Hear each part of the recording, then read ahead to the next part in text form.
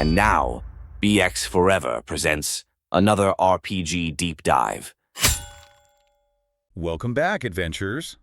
Ready for another deep dive? Always. Today, we're tackling a real head-scratcher from the early days of D&D. Oh, lay it on me. We're talking about Module B3, Palace of the Silver Princess. Yeah.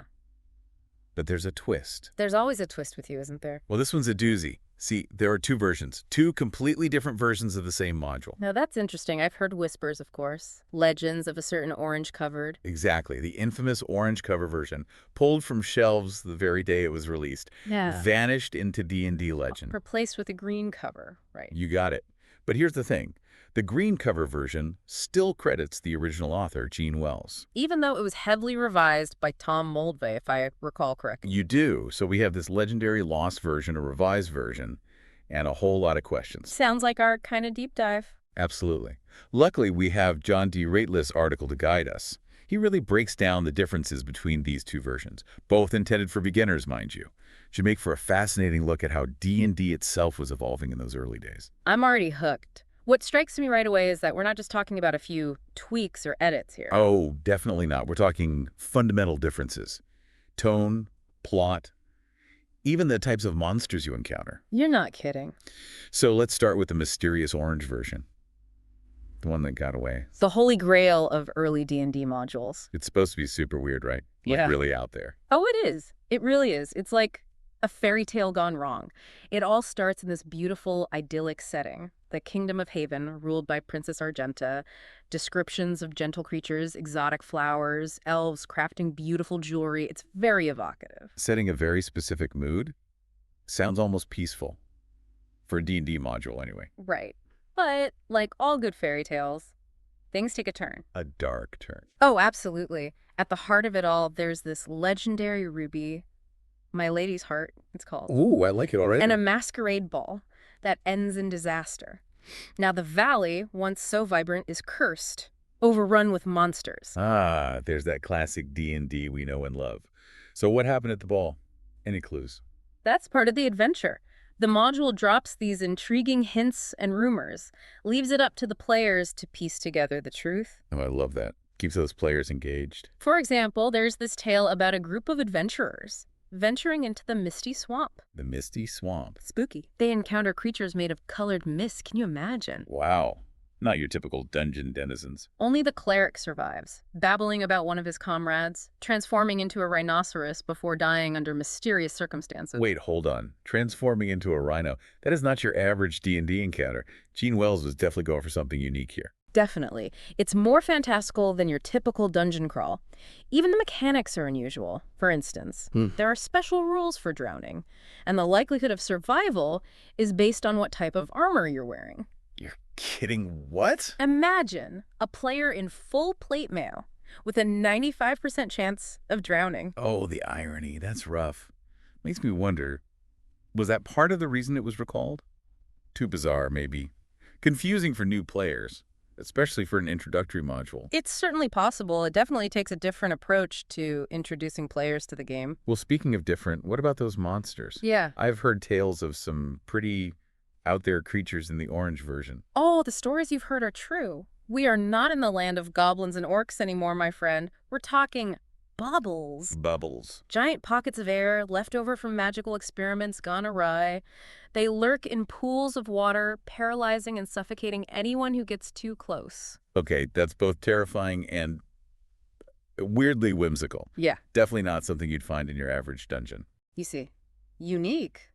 Then there's the Decapus, 10 tentacles, pure trickster, disguises itself as a damsel in distress to lure in its prey. Oh no, the classic damsel in distress, but with a twist. I love it. Imagine the surprise. Helpless maiden suddenly sprouts tentacles, and if you think that's wild, just wait till you hear about the Jupiter bloodsucker. Jupiter bloodsucker, this I gotta hear. It's a plant, drains blood, and then smother its victims with its leaves. Wow, Gene Wells was not holding back. The Orange Palace sounds like a truly unique dungeon crawling experience. Yeah. And all this before it is pulled from the shelves. Makes you wonder, what survived the rewrite? That is the question, isn't it?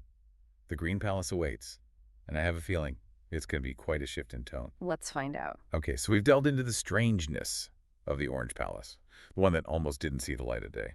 A true enigma. But now, we turn our attention to the Green Palace, the version most D&D players know. The one that endured. Rewritten by Tom Moldvay, though Gene Wells still gets credit on the cover. A fascinating story in itself, right?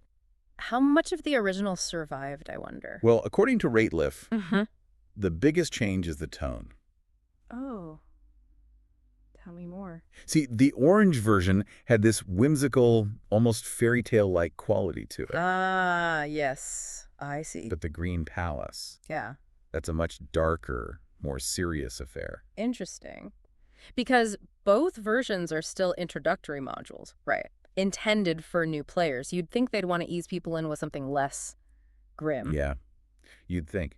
But where the orange version starts with a sense of gentle beauty, the Green Palace, well, it throws you right into the danger. Remember that red dragon in the orange version? Oh, yes. Quite the memorable encounter. Well, now it's a white dragon, and the whole valley is under this very real and present threat. No more gentle creatures and pretty flowers. So instead of uncovering a mystery from the past, players are dealing with a crisis in the present. I see. A definite shift. Exactly. And that shift, it's reflected in the plot structure, too. How so? The Orange Palace was very open-ended. Lots of room for the DM to create their own story, you know. Lots of freedom, then. But the Green Palace, much more plot-driven. The players have a clear goal. Which is... Destroy the Eye of Eric and lift the curse from the valley. No more messing about. less exploration, more mission-oriented. Exactly.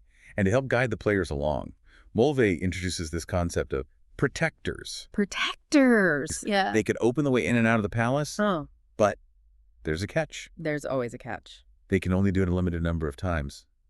Adds a sense of urgency to the adventure, you know. Clever! Forces the players to think strategically. Right. No more wandering in and out as they please. What about the legend itself? Did Moldvay keep the backstory about Princess Argenta and the Masquerade Ball? He streamlined it quite a bit. The focus is on Eric now, an ancient evil being. Oh. And his ruby eye, actually. That ruby eye. It's the same one that was my lady's heart in the orange version. Oh, wow. So there's still that connection. But the emphasis. It's all about Eric's curse now, the immediate threat he poses. So Moldvay took the basic elements of Gene Wells' story and reshaped them to fit a more focused narrative. But it still makes you wonder how much of her original work is actually there in the Green Palace. Right. Hard to say for sure. Rateliff points out some similarities in room descriptions, but even those are toned down. For example, in the Orange Palace, there's a room with a silver sword, guarded by this elaborate illusion of a knight. Ooh, sounds fancy. The same room exists in the Green Palace, but the illusion is much simpler, less grandiose. Stripped down to the essentials. I think that's a good way to put it. Moldvay kept the foundation, but he built something different on top of it. And I bet that includes the monsters, too. No giant air bubbles or rhinoceros transformations in the Green Palace, right? You'd be right, it's more traditional D&D fare this time around. Hobgoblins, orcs, giant spiders. But even in their placement, there's a sense of logic and purpose. Like the hobgoblins have taken over the barracks, the orcs are amassing to fight for Eric, the giant spider is lurking in the library. It all feels more intentional. Moldvay wanted it to feel real, believable, even if it meant sacrificing some of that wild creativity from the orange version. Right. He wanted the dungeon to feel like a real place, with its own internal logic, its own history. Yeah. And he wanted the encounters to make sense within the context of the story. So what about the whole destroying the Eye of Arik thing? How does that play out? Is it just a straightforward, go here, kill this kind of quest? Not at all. Moldvay gives the players options, multiple ways to destroy the eye, each with its own intriguing backstory. They could free the dragon, Eric's-Bane, from the Dimension of Ice. Hello. Sounds epic. Or they could use the legendary Sword of Eric, but it'll be destroyed in the process. Or they could play the correct notes on the ice harp to summon Rowena, an ancient minstrel from Fairy. Okay, those are some awesome choices. Yeah. It really gives the players a sense of agency, you know, like they have a real impact on the story. But why go to all that trouble? Why rewrite the module so drastically? It was already done. That's the million-dollar question, isn't it? Was the Orange Palace just too strange for the audience TSR was trying to reach? Or was it a deliberate shift in design philosophy? Hard to say for sure, but what's clear is that the Green Palace represents a different approach to adventure design, one that would shape D&D for years to come. Two versions of the same adventure. Wild, It really shows you how creative and experimental those early days of D&D It are. does, doesn't it? You can really see the game evolving right in front of you. The Orange Palace with all its whimsy and bizarre creatures. It's like a prototype, a glimpse of what D&D could be. And then the Green Palace. Much more structured, plot-driven. Feels more like those classic modules we all know. But Moldvay took that raw, untamed energy from Gene Wells' original vision and channeled it, made it more focused, more accessible. He may have inadvertently laid the groundwork for the kind of adventure design that would become standard in D&D. But it makes you wonder, what if the Orange Palace hadn't been recalled? What if that had been the version that introduced a whole generation of players to D&D? Now that is a fascinating question. Would D&D have leaned more into the whimsical, the surreal? Would we have seen more modules with giant air bubbles and transforming rhinoceroses? You know, I wouldn't complain about that. Imagine a whole campaign setting based on the weirdness of the Orange Palace. It'd be a challenge for DMs, sure, Yeah. but it could also be incredibly rewarding. It would have been a very different path for D&D to take. But hey, the fact that both versions exist, the experimental and the refined, it shows us that there's no one right way to design a D&D adventure. Exactly. And it reminds us that D&D, at its core, it's all about imagination and creativity.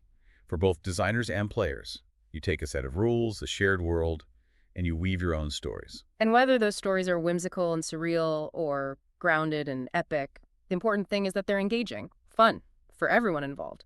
And who knows, maybe there's someone out there right now, taking inspiration from both the Orange and Green Palaces, creating their own unique blend of whimsy and danger. One moment you're facing a decapus in some forgotten chamber. The next you're battling a white dragon for the fate of the kingdom. The possibilities. Endless. That's the beauty of D&D. It's constantly evolving, being reimagined, always new adventures to explore. So to all you DMs and players out there, don't be afraid to experiment. Push the boundaries.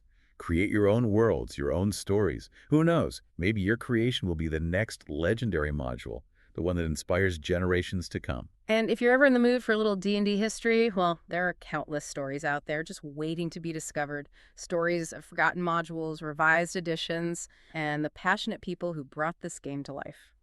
Well, that's it for our deep dive into the two palaces of the Silver Princess. Hope you enjoyed the journey. Until next time, keep rolling those dice, adventurers, and keep those imaginations firing.